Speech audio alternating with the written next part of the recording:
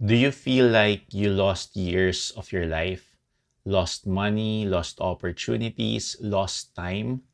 The Bible says something powerful about restoration. Joel 2:25 says, "I will restore to you the years that the locust has eaten." Napansin mo 'yon?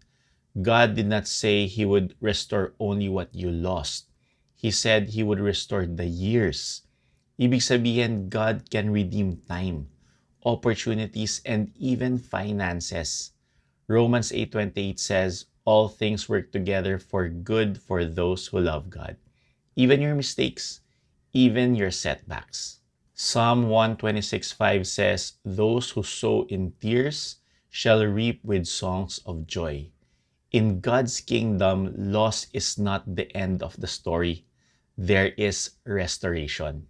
If you feel like you lost something in life, don't lose hope. God is the God of restoration.